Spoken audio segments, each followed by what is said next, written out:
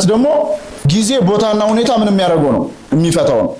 ስለዚህ የፈጣሪ ምስጢር እሱ እግዚአብሔር በገለጠው ልክና ደረጃ ብቻ የምናውቀው። አናስታሲያ የተባለ የሲና ሊቅ ምን ብሎ ተናገረው? ኦርቶዶክስ የሚለውን ሲተረጉም ኦርቶዶክስ ማለት እግዚአብሔር በገለጠልን ልክና ደረጃ ስለ እግዚአብሔር በገለጠልን ልክና ደረጃ ማወቅ አለ። ስለማን? ስለ እግዚአብሔር። ስለ ስነ ፍጥረት ደግሞ በስነ ፍጥረትነታቸው ማወቅና መረዳት አለ።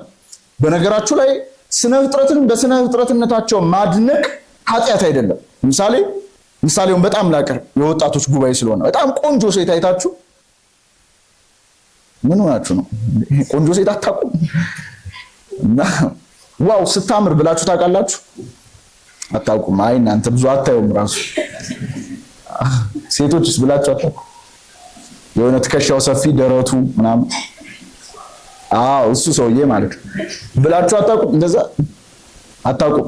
በቃ እናንተ ፍጹም መንፈሳውያን ከዓለም የተለያችሁ ናችሁ። እና አንድ አባት አንድ ገዳም ውስጥ ግብጽ ገዳም ውስጥ የነበሩ አባት ትልቅ አባት ናቸውና እስክንድሪያ ተልከው ጉዳይ እንዲያስፈጽሙ ከገዳሙ ጉዳይ ተሰጥቷቸው ወደ እስክንድሪያ ተላኩ። ወደ ዋናው መንበረ ፓትርያርክ ወይ መንበረ ጵጵስና ማለት ነው። እዛ ሄደው ጉዳዩን አስፈጽመው ከተመለሱ በኋላ መነኮሳቱ ተሰበሰቡና ጥያቄ ጠየቋቸው። አባታችን አሏቸው፣ እስክንድሪያ እንዴት ናት አሏቸው። እና እኔ እንጃ አሏቸው። ከዛ በኋላ በጣም ደነገጡ መነኮሳቱ። እዛ መለሱና ደግሞ ሌላ ጥያቄ ጠየቋቸው። እሺ መንበረ ፓትርያርኩ እንዴት ነው ብለው ጠየቋቸው። እኔ እንጃ፣ የግቢው ውበት ማለት ነው። እኔ እንጃ ብለው መለሱ። እዛ ግራ ገባቸው አሁን መነኮሳቱ፣ እኒህ ሰው እያልሄዱም እንዴ ብለው ማለት ነው። እዛ ሶስተኛ ጳጳሳቱ እሺ እንዴት ናቸው ብለው ሲጠይቋቸው እኔ እንጃ አሏቸው። አሁን በጣም ግራ ተጋቡ። ከዛ በጣም ጨንቋቸው በቃ አልሄዱም ማለት ነው ብለው አንድ ድል እንሞክር ብለው እሺ ብፁዕ አባታችን ብፁዕ ቅዱስ አባታችን እንዴት ናቸው ሲሏቸው እንዴ እሳቸው ደህና ናቸው አሏቸውና በጣም ተደንቀው አባታችን ስለ እስክንድሪያ ስንጠይቀውት፣ ስለ መንበረ ጵጵስና ፓትርያርኩ ግቢ ስንጠይቀውት፣ ስለ ብፁዓን አበው ሊቃነ ጳጳሳት ስንጠይቀውት እኔ እንጃ አሉ። ስለ ቅዱስ አባታችን ስንጠይቀውት ግን ደህና ናቸው ብለው መለሱ። ለምንድን ነው ብለው ሲጠይቋቸው እንዴ የላካችሁኝ እኮ ብፁዕ አባታችን ጋር ነው ብለው መለሱላቸው። ያው ያልተላኩበትን አለማየት ማለት ነው። እናንተ የተላካችሁት ለመንግስተ እግዚአብሔር ስለሆነ በቃ እንደምታዩት እሱን ብቻ ነው መሰለኝ። ብቻ ምን ላችሁ ፈልጌ ነው? አይሰማም እንዴ መጨረሻ ላይ? አረ ይሄ ድምጽ ጥሩ አይደለም ጌትዬ፣ ወዳጅ ይሄን አጥፋው፣ ይረብሻል በጣም አይደለ? ለዚህች አዳራሽ የኔ ድምጽ ራሱ በቂ ነበር። እሺ ይሰማል አይደል? አሁን ይሄ ይሻላል። በጣም ስለሚያስተጋባ ምናምን ድምፁ ጥሩ አይመጣም። እሺ እና ስነ ፍጥረትን በስነ ፍጥረትነታቸው ማድነቅ ኃጢአት አይደለም። ለምሳሌ የሆነ የሚያምር መልክዓ ምድር አይታችሁ መልክዓ ምድሩን ብታደንቁ ያ ኃጢአት አይደለም። ወይ ይሄ ምንድነው አባቶቻችን እንዲህ አይነት ነገር አሁን በወንድ በሴት የሰጠዋችሁ ምሳሌ አባቶቻችን በተወሰነ ደረጃ ወደ ስጋ ፍትወት እንዳይቀየር ነው እንዲህ ያሉ ነገሮችን እንዳናደርግ የሚመከረው እና እንጂ ስነ ፍጥረትን በስነ ፍጥረቱ ማድነቅ ምንም ችግር የለውም። ግን ክፉ የሚሆነው ስነ ፍጥረትን ከስነ ፍጥረትነቱ በላይ አድርገን ማለትም ያንን ፍጥረትነቱን ያንን ውበቱን ያንን ያለውን ነገር ሁሉ በራሱ እንዳገኝ አድርገን የምናስብ ከዛ ከፍ ብለን ደግሞ ወደ አምልኮ የምናድግ ከሆነ ያ ኃጢአት ነው የሚሆነው ማለት ነው። ስለዚህ የመጀመሪያው ኦርቶዶክስ ማለት ስነ ፍጥረትን በስነ ፍጥረትነታቸው ማወቅ ነው አለ። ሁለተኛው እግዚአብሔርን እሱ በገለጠልን ልክና ደረጃ ማወቅ ምን ማለት ነው? የፈጣሪ ምስጢር ማለት ነው።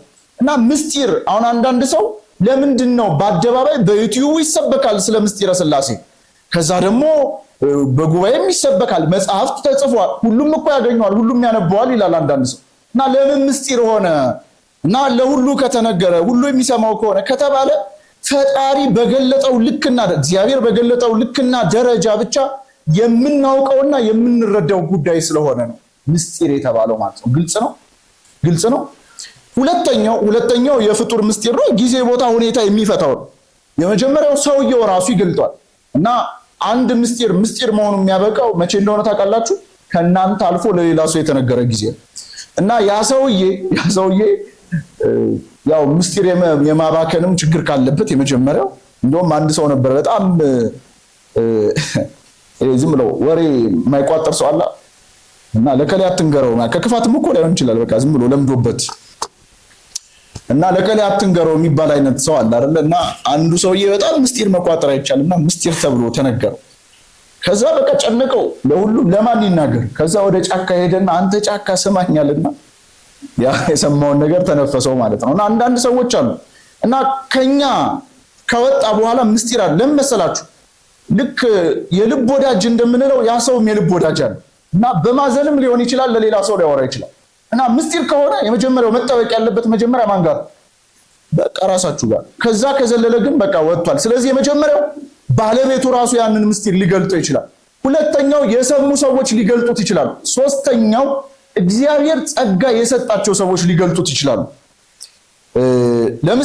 ለምሳሌ በዚህ በሐዋርያ ሥራ ምዕራፍ 5 ላይ ሐናንያና ሰጲራ የሚባሉ ሁለት ሰዎች የሐዋርያትን ህብረት ተመልክተው ፍቅራቸውን አንድነታቸውን ተመልክተው ወደ ሐዋርያት ህብረት ለመቀላቀል ወሰኑ እና ወደ ሐዋርያት ህብረት ለመቀላቀል የመጀመሪያው ትልቁ ሪኳየርመንት ያለን ሽጦ ለሐዋርያት መስጠት ነው በአንድ ለመተዳደር ማለት ነው አሁንም እዚህ ሰበት አካባቢ አንድ እንትን አለ አይደል እንደዚህ የህብረት ጽራጽዮን የሚባል የህብረት ኑሮ ማለት ነው ሁሉም የሚከፈላቸውን ደሞዝ ሀብታቸውን ምናምን ለማህበሩ ነው የሰጡት ማህበሩ ነው ማኔጅ የሚያደርገው ያንን አጠቃላይ ያለውን ሀብት ማለት ነው እና የሐዋርያት ህብረት ለመቀላቀል ሀብት ንብረት መሸጥ አለባቸው እሺ ሸጡ ከሸጡ በኋላ ግን ይሄ ህብረት ቢበተንስ ብለው ደግሞ ስጋት ገባቸው ስለዚህ የሸጥነውን ከፍለን እንቅበረው ብለው ተመካክረው ቀበሩት ማለት ነው ከዛ ባልየው መጥቶ ለቅዱስ ጴጥሮስ ያ የሸጡትን ገንዘብ ሰጠው እና በውኑ ከሀብታችሁ ሽጣችሁ ያገኛችሁት ገንዘብ ይህ ብቻ ነው ብሎ ቅዱስ ጴጥሮስ ጠየቀው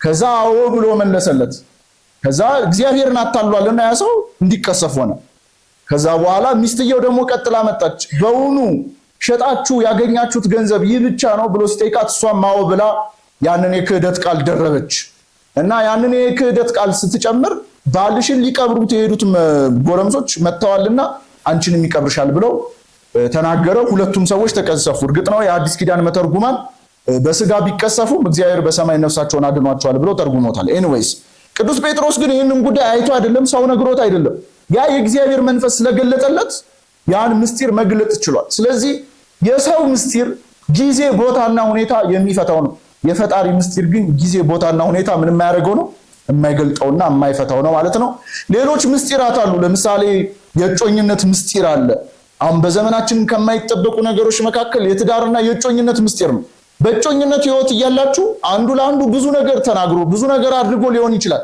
ከተለያያችሁ በኋላ ግን ያ ምስጢር መጠበቅ መቻል አለበት ያ ምስጢር መጠበቅ መቻል ሰምታችሁኛል አይደል እና አደባባይ ላይ ባለ ትዳሮችም አሁን ደግሞ የሶሻል ሚዲያው ተጽዕኖ ሁሉ ነገራችንን አደባባይ እንድናወጣው አድርጎታል ይሄ ጮኝነት ምስጢር ነው የሀገር ምስጢር የሚባል አለ የሚጠበቅ ማለት ነው የንስሐ ምስጢር ካህናት የሚጠብቁት ምስጢር አለ ለካህናት ሄደን እኮ ንስሐችንን ስንናገረው ካህኑ አይደለም ቀርቶ ሌላ ሰው ጋር ሊያወራ ደግሞ ያንን ኃጢአት ቢያስበው ራሱ ኃጢአት ይሆንበታል ምን አይነት ኃጢአት ነው ብሎ ቢያስበው ማለት ነው ይሄን ያህል ነው የምስጢሩ ልከኝነት ማለት ነው ግልጽ ነው ሐሳቡ እና ሌሎችም ምስጢራት አሉ ግን እነዚህ ይበቁናል ስለዚህ እግዚአብሔር በገለጠልን ልክና ደረጃ ብቻ የምንረዳው ስለሆነ ምስጢር ተብሏል ማለት ነው ምስጢር ተብሏል ማለት ነው ጥሩ ለምንድነው እነዚህን ምስጢራት የምንማረው ከተባለ የመጀመሪያው ቤተክርስቲያንን ለማወቅ ነው አንድ ሰው ቤተክርስቲያንን ለማወቅና ለመረዳት ትምህርቷን ማወቅና መረዳት ግዴታው ነው ትምህርቷን ማወቅና መረዳት ግዴታው ነው እንጂ ብዙ ጊዜ እንደሚባለው ቤተክርስቲያን ጥልቅ ናት ረቂቅ ናት ምናምን ይባላል አይደል ኦፍ ኮርስ ናት እንደዛ ናት ግን የቤተክርስቲያንን ጥልቅነትና ረቂቅነት እንኳን ለማወቅ ሰው መሞከር መቻል አለበት ያላያችሁትን ያልሞከራችሁትን እንዴት ጥልቅ ናት ረቂቅ ናት ብላችሁ ልትናገሩ ትችላላችሁ ስለዚህ ቢያንስ እንኳን አሁን በፊት ወንዝ ወርዳችሁ ዋኝታችሁ ታውቃላችሁ በፊት የጊዮን ምናምን ከተመሰረተ በኋላ ነው የመጣችሁትና እንደኔ ናችሁ ማለት ነው ኤኒዌይስ የዋኙ ሰዎች እንደነገሩ ይልበላል እሺ በፊት ወንዝ ተወርዶ ሲዋኝ ካስታወሳችሁ መጀመሪያ የባህሩን ጥልቀት በእንጨት ነው እንደምንለካው ያው ቅርብ ከሆነ በእንጨት ምናምን ልንለካ እንችላለን ግን ጠጠር ነው አይደል ምንኖረው የድንጋይ ኖረውርና ሰፊ ነው አይደለም ምንለው ይሄ ሰርክሎቹ አሉ አይደል የሰርክሉ ብዛት ነው አይደል ይሄ እዚያን ዋኝ ምናምን ይባላል ጥልቅነቱን ለማወቅ ቢያንስ እንሞክራለን። በተመሳሳይ ሁኔታ የቤተ ክርስቲያንን ጥልቅነት ለማወቅ አንድ ሰው ቤተ ክርስቲያን ትንሽዬ እንኳን ትምህርቷን መሞከር መቻል አለበት። ስለዚህ ቤተ ክርስቲያንን የምናውቃት በትምህርቷ በኩል ስለሆነ በተለይ ደግሞ አምስቱ አዕማደ ምስጢራት መሰረታዊ ትምህርቶች ስለሆኑ ይህንን ትምህርት በግዴታ እንማራለን። ሁለተኛው ይህንን ትምህርት የምንማርበት ምክንያት ራሳችንን በበረቱ አጽንተን ለመጠበቅ ነው። በተለይ በዚህ ዘመን ያለን ወጣቶች በተለይ ትንሽም ዓለማዊ ትምህርት ስለሞካከርን ትንሽ ስላነበብን በጣም በነገሮች ላይ ሎጂካል እና ራሽናል ለመሆን እንሞክራለን እና ሁሉን ነገር የሆነ ማስረጃ ቀርቦልን የመሳሰሉት ጉዳዮች እና ትውልዱ ጠያቂ ነው፣ ግን አንድ ትልቅ ክፍተት አለ። የጠያቂ መጥፎ የለውም ይባላል፣ የመልስ እንጂ ይባላል። ኦፍ ኮርስ ያጠያየቅ ደግሞ ስርዓት እንደተጠበቀ ሆኖ ማለት ነው እና ትውልዱ ጥያቄ ያለው ግን ጥያቄውን የት ይዞ መሄድ እንዳለበት አያውቅም እና ብዙ ሰው በር ላይ ሙዳየ ምጽዋት ይዘው የሚቀመጡትን ካህን ይጠይቅና በቃ ቤተክርስቲያን መልስ የላትም ይላል እና አንድ አራት አይና ሊቀ ሊቃውንት ይጠይቀ መልስ ባታገኝ ቤተክርስቲያን መልስ የላትም ማለት አይደለም። ስለዚህ ራስን በበረት አጽንቶ ለመጠበቅ ከራስ ጥያቄ ማለት ነው ከራስ ሙግት ራስን በበረት አጽንቶ ለመጠበቅ እና በተጨማሪ ማለት ነው ከሌሎች አካላት ደግሞ የሚቀርቡልንን ጥያቄዎች እኛን ከቤተክርስቲያን ህብረት እንዳያናውጽ ይህንን ትምህርት እናውቃለን። ሶስተኛ አምላካችን ክርስቶስ በሌሎች በረቶች በጎች አሉኝ ብሎ እንደተናገረው በሌሎች በረቶች ያሉትን የክርስቶስን በጎች ወደ ቤተክርስቲያን ህብረት ለማምጣት ይህንን የቤተክርስቲያን ትምህርት እንማራለን። አራተኛው ለመዳን እንማራለን። እንዲህ ያለው ዕውቀት የድህነት ዕውቀት ስለሆነ ማለት ነው። ምስጢረ ሥላሴን የማያውቅ ሰው ሰለስቱ ምዕት ምስጢረ ሥላሴን የማያውቅ ሰው እድናለሁ ብሎ እንዳያስብ ነው የሚሉት። ስለዚህ ማወቅ ግዴታ ነው። በተለይ እንደኛ እድሉ ለተመቻቸለት አካል ደግሞ የግዴታ የሆነ ጉዳይ ነው ማለት ነው። ግልጽ ነው። እሺ ጥሩ።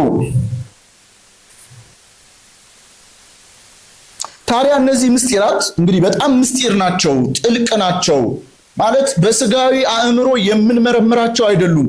እግዚአብሔር በገለጠልን ልክና ደረጃ ብቻ ነው የምናውቃቸው ስንል አሁን ምስጢር መባላቸው በራሱ ስለ ጉዳዩ ከማንበብ ስለ ጉዳዩ ከመማር ራሳችንን እንድንለይ የምንሆንበት አግባብ ይሰፋል ብዙ ጊዜ እና በቃ ይሄ ረቂቅ ነው ይሄ እንትን ነው እያልን እንተዋለን። ቤተክርስቲያን ምስጢራቱ ረቂቅ ናቸው ብላ ትምህርቱን ከማስተማር አልተገደበችም። በተገለጠላት ልክ ታስተምራለች። በተገለጠላት ልክ ለምን ምስጢሩን ጠንቅቆ የሚያውቅና የሚረዳ ሰው ስለ ለምሳሌ የስጋዌው ምስጢር ገብርኤል እመቤታችንን ካበሰራት በኋላ የብስራቱ ነገር በሷ በኩል የተደረገው የጽንስ ሁኔታ ማንም ሰው ያውቀው። ቅዱስ ሚካኤል እንኳን በድርሳነ ሚካኤል ላይ እንደተጻፈው እስከ 3ኛው ድረስ ሰማይ ድረስ ብቻ ነው የተከተለው። ማንም አያውቀው፣ በልቧ ተጠብቀው ነበር ተብሎ ይሄንን የምታውቀው እሷ ብቻ ናት። መላእክት እንኳን ይሄንን ያውቁ። የሥላሴም ነገር እንደዚሁ ረቂቅ ነው እና በተገለጠው ልክና ደረጃ አባቶቻችን እንኳን ሲጽፉ በተገለጠላቸው ልክ ነው፣ ሲያስተምሩ በተገለጠላቸው ልክ ነው። ምስጢሩ ረቂቅ ነው ብላ ከማስተማር ወደ ኋላ አትልም። ታዲያ አንድ አማኝ እነዚህን ምስጢራት ለመረዳት በትንሹ 4 ነገሮችን ማድረግ አለበት። ይህንን ምስጢር የመጀመሪያው የሚረዳው በተሰጠው ጸጋ ማለት ልክ ስንጠመቅ ሳክራመንት ኦፍ ኢኒሺዬሽን የመግቢያ ምስጢራት የምንላቸው 3ቱ ምስጢራት ምስጢረ ጥምቀት፣ ምስጢረ ሜሮንና ምስጢረ ቁርባን ለአንድ አማኝ በአንድ ዕለት የሚደረጉ ምስጢራት ናቸው። ምስጢረ ጥምቀት፣ ሜሮንና ቁርባን ወደፊት በስፋት ትማሩታላችሁ። እርግጥ ነው የመጀመሪያ ትምህርታችሁ ነው አይደለ?